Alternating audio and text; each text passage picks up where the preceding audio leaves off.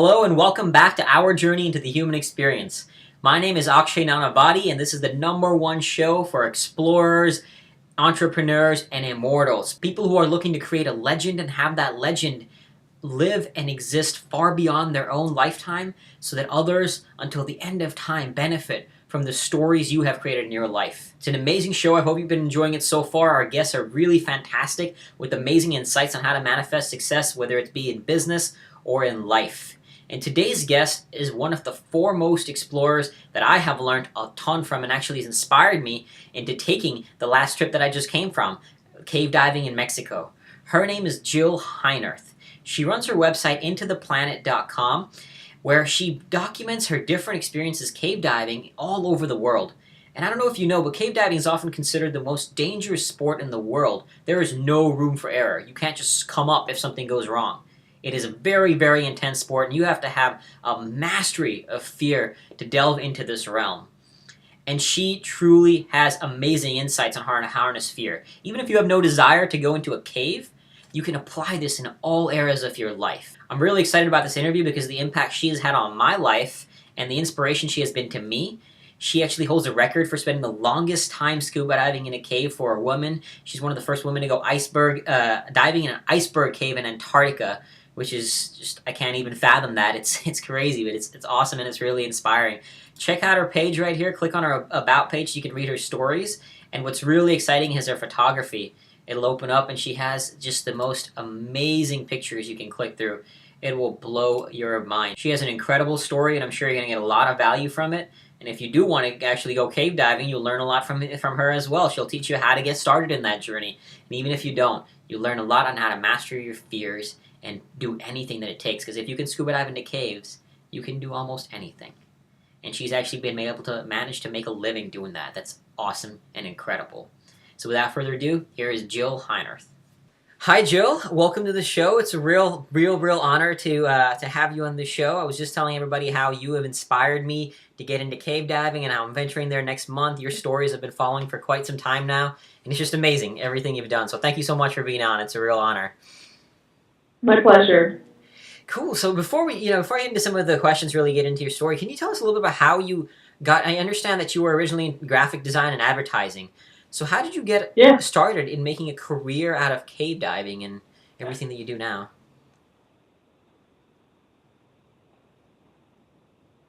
Yeah, well, my background in education was actually in fine arts, and so I had a small ad company up in Toronto, and I used to teach scuba as part of my passion in the evenings and weekends. And I was sort of sitting in the office one day thinking, I need to turn this around. I need to be underwater more, doing creative things, but I need to find a way to merge these two careers. And it took me a few years, but I figured out how to do it, and that's how I ended up in Florida. Eventually in cave country, as we call it.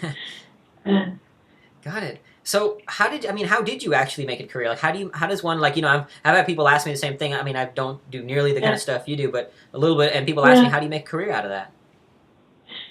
Well, it really, the only way to do it is to do it as a hybrid career. So I do a lot of things. I teach very specialized types of diving, like cave diving and rebreather diving.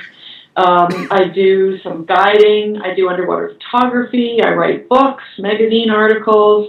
So it's a real variety of stuff that turns into a career as a whole. And I just sort of tackled those things one by one and built my reputation and just kept putting it out into the world. Got it. Wow. And why cave diving? What? Well, I've always had a passion for diving, and that was really what I wanted to be the central focus of my whole career. And I love cave diving. I love the idea of swimming through the veins of Mother Earth. I love the concept of being in the lifeblood of the planet and having an opportunity to explore and go places that nobody's ever been before are just huge privileges in my life. Wow. And I've often read that like cave diving is considered one of the most dangerous sports in the world. So can you tell us about some of the terrifying, I remember when we spoke a little while, or when you communicated a few years ago, you told me about one of the caves, an incident in the ice cave, and I also read about one in Outside magazine. So can you tell us about a few of the most terrifying moments you've experienced in in your career? Well, I mean, the environment is obviously very unforgiving. You have to be able to solve all your problems underwater.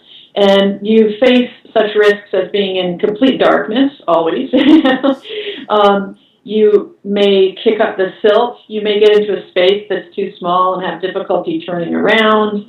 And then, sometimes there's even, in the situation of my experience in iceberg caves, then the environment sometimes presents its own additional risks, like the extreme cold, the transient nature of the caves themselves and these icebergs.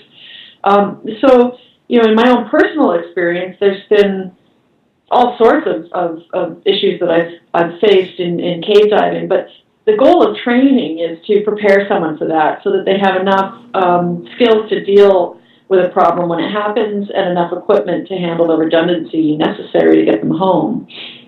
Mm-hmm. Got it. Can you tell us a little bit, real quick, about that story you mentioned of the iceberg cave and what happened there? Yeah, well, we went to Antarctica to be the first people ever to dive inside of iceberg caves. And we were going to dive in what they were calling Godzilla, the B-15 iceberg. It was the largest moving object on the planet, and it had just calved off the Ross Ice Shelf. And we went down there with a goal to climb it, dive it, and then cave dive inside it. And nobody had ever done that before. So we had no idea what dangers we'd face. And one of the first dives that we did, we actually had a little calving event that closed the door that we'd gone through. So when we returned, we sort of had to find our way around these shards of ice to get out. On another time, we were swept through the tunnels of this iceberg because the current was so strong. And on the final dive of our project, we were inside the iceberg and really pinned down by these strong currents, trying to pull ourselves out. And it took a great deal of effort and a lot of extra time in this freezing water. And about an hour after we got out of the cave on that occasion, the entire iceberg actually exploded. It shattered just like an ice cube dropped in a drink. And this whole massive iceberg just turned into slush floating on the open ocean. So it was quite an incredible thing to see. Jesus, wow, that's terrifying. So, so what is it like? Like, how do you handle the fear when you're in that? Like, what's it like to be in that state of intense fear while you're in the cave, and these challenges are presenting themselves, and yet you have to kind of maintain your state of mind? How do you handle that? Well, I think fear is a really important part of pursuing challenges in life. Like, I don't want to dive with somebody who's not afraid, because I think that fear represents a certain amount of healthy attitude and respect for the sport. They want to come home at the end of the day. Yeah. So there has to be a balance of that fear. And at the same time, I also feel like if you don't, as they say, chase fear, you'll spend the rest of your life running from it. So I think it's something to be embraced. I think failure is something to be embraced. So you have to be willing to put it out there with the right tools, the right people, and be prepared and practiced, but also be prepared to fail. Be prepared to get within just an inch of what you perceive to be the ultimate goal, the success, and look at it and go, ooh, boy, not today. We have to turn around. We want to go home. So I think that healthy respect is what gives us our survival instincts. And that fear also drives us to do things that we thought were impossible. And nothing's impossible. I mean, you just have to apply the right attitude, tools, and imagination. Yeah. So how do you, you do something that's absolutely terrifying, like one of the most, like they said, one of the most dangerous sports in the world. And yet there's so many people I interact with in sometimes in my work and just in life that, they're afraid to take a little leap into maybe start their own business, whatever it may be. So how do you, Sure. how do you push, if you have a fear every time you dive, how do you push through that in order to still get in the water? And how does one do that? Like, what advice do you have for others to do that? Well, I tell people, if I make a bad decision at work, I might pay with my life. Yeah. If they make a bad decision at work, they may, get docked pay or fired or whatever. But I think if you want to do something truly remarkable, you have to be willing to push the envelope a little bit. And I think there's many things that you do in order to prepare for those things. You practice, you train, you prepare, whether it's preparing your equipment or preparing your argument at work. You prepare yourself as best as possible, and use your imagination to think outside the box. But then, when it comes time to actually executing the plan, do your best to, make your plan and then follow it, but also have that boundary in your mind, that cutoff point when it's time to, sort of take your chips and go home, I guess. Yeah. And that self-preservation point, I suppose. Yeah. Yeah. And is that what you're referring to? Like, I read that Outside Magazine article where you said that you talk about the finite balance between fear and discovery. Is that Yeah. what you mean? Like, tell me a little more about what you mean by that. What is that balance? Sure. Yeah. Like I say, you've got to be willing to push your fear a little bit, to work a little bit outside your comfort zone, to do something truly remarkable if you want to make a new discovery, or achieve something that hasn't been done before. And so there is that balance. And risk assessment is really what's at the center of it. Yeah. So, what are the things that could possibly happen if I fail? And the positives and negatives of those. If I fail, I may learn something new and a better way to do it next time. If I fail, I may lose my job. If I fail, I may lose my life. And so you look at the risks and you decide what's acceptable. That helps you create your boundaries. I mean, for me, every time I go diving, I have to think about not just the risks for me personally, but I think about my husband, and I think about the fact that I'm one of the breadwinners in the family. And all of those things factor into what's an acceptable amount of risk, an acceptable amount of fear for the situation. And if you kind of look at that ahead of time and rehearse the things that could go wrong so that you're prepared to deal with them if they do, Yeah. then, if something bad happens, at least you're prepared and able to, call the dive or call the plan when necessary. Yeah. Got it. So what about this risk like makes it worth it to you? Taking these risks.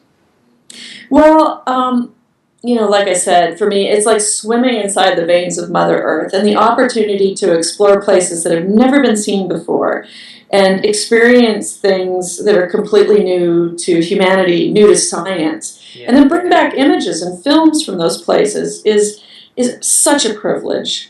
And now that I've had, an extensive career doing this for a long time, it's also given me a foundation for doing something that I feel is really important with what I've learned. So taking all of these experiences, these expeditions, these remote environments, I've really learned about how we're interconnected with water. And turning that into a water education and literacy program is, what I really hope to do and focus on for the rest of my life. Yeah, that brings me to that. I saw, I've just ordered the documentary that you had, the We Are Water. Can you tell us a little bit about that? How you got into, like, how you, brought that, what the message that you're trying to convey in it? Sure. Well, I realized that through all of my expeditions and my work that I have a very unique viewpoint from inside the planet, from swimming inside of your drinking water. And I really get to see how our lives are intertwined with our water resources and how the things that we do on the surface of the earth affect the water that we're going to drink, the quantity, the quality, and the future of those resources. So this film was really a very, very personal documentary that kind of follows my own growing awareness of how we're interconnected with water and gives people real positive tools, solutions that they can bring into their life to make a difference for all of us. Yeah. Oh God! Wow, that's amazing. I'm really looking forward to checking it out. There's also one thing that you mentioned. You mentioned your husband, and that's something that like. I've done a few things like climbing, and I did a speech about it once, and somebody asked me like, you're married. How can you do these things? And they got like almost mad at me. It was kind of funny. But so how does that play out in your relationship with your husband? Like, how do you handle the risk that you take and the life that you lead in your relationship? Sometimes it's really challenging. I mean, my husband doesn't cave dive. when we got married, I was already a cave diver explorer, so he sort of, knew that I had this crazy life. But he would be thrilled if I just stopped cave diving today because it absolutely scares him to death, And he has to wait at home while I'm on an expedition, and that's really, really difficult. So, that is a part of the choices that we make in life. But I also believe that each individual has to, be whole in and of themselves and do what they find to truly give them passion. And a great relationship is one where each partner respects the other's passions in life, and then they come together to create a greater whole through those experiences. It's not always easy. I mean, it would be just as difficult for a fireman's wife, or any other career that has those sorts of dangers or things that are outside of your spouse's comfort zone. Yeah. So it is challenging. It takes work for both of us, and it's not always easy. Yeah, imagine. One more thing too. I saw this in your TED talk. You mentioned like the humility you experience on these. You had mentioned at one point that just the humility when you were in Antarctica. I did an expedition across Greenland later here, and it's just you feel so tiny in this space. Like, can you? I don't know. Can you just tell us a little more about like how humbling it is to be in the places that you've been? Yeah, when we went to Antarctica, we took a helicopter, and when we got down to the Ross Sea, we assembled the helicopter and did the first test flight, and then the pilot took me up. And when we lifted off this white boat up into the sky, and I started to realize how tiny this little speck of a boat was in the pack ice of the Ross Sea on the planet, in a sky that didn't even have any contrails in it, it made me feel very small. And even the powerful nature of that environment is unbelievable. You feel like you're being predated on by the birds, by the leopard seals, by everything, by the environment, and it's quite humbling. It really makes you think that you're this tiny speck on the planet for a very short period of time, and you do have an opportunity to do something with that time if you choose to. Yeah. What is? I'm also curious. What is one of the best? Like, what's your favorite dive? What's your favorite location that you've done? Boy, that's pretty tough. That's a tough one. It's always the next one. I really, really love the Pacific Northwest of Canada, off Vancouver Island. That's one of my favorite places. But yeah, every dive, every part of the planet is so unique. I'm heading to Christmas Island in another week, and that's a new place for me, so I'm very excited about that. Wow. So, yeah. Oh, cool. Let's see. I'm curious. What other expeditions that you have coming up? You mentioned Christmas Island. What else? What else is next for you? Well, after Christmas Island, I'm just home for a few weeks, and then my husband and I are riding our bicycles across Canada, Wow. 5,000 miles. Taking the We Are Water movie on the road, showing it to people, learning about water issues in Canada, and taking 4 months to ride, show the movie, and camp along the way. That's awesome. So that'll be fun. That's pretty cool. That is really awesome. That's awesome. One thing I also want to touch on, because as I mentioned, like one of the things I'm working on is, and one of the big things on my blog as well, is the concept of fear, and how I love some of the insights that you had about it. That it's almost like you can never really conquer fear, right? Fear is part of the journey. So, Yeah. I mean, do you think fear is? You've kind of touched on this, but I'd love to like hear a little more just around this fear because it's one of the big things I focus on. Is how fear is part of the journey, and is fear necessary for growth, like personally, physically, mentally, spiritually? Oh, absolutely, absolutely. It's not unlike a learning curve. So I get sort of antsy when I've sort of reached a certain level of understanding of something, and I'm ready for the next learning curve. And some of that's a little scary. It's like jumping into cold water. It's like you were doing really well at the job you were already in, and then they promote you, and it's terrifying because you don't know whether you could perform as well at that next level. Yeah. But that sort of tingle of fear is also exciting. It's what pushes you. It's what opens you to new opportunities, to new learning, and that's very exciting. It's possibilities is what I equate the fear to. Yeah.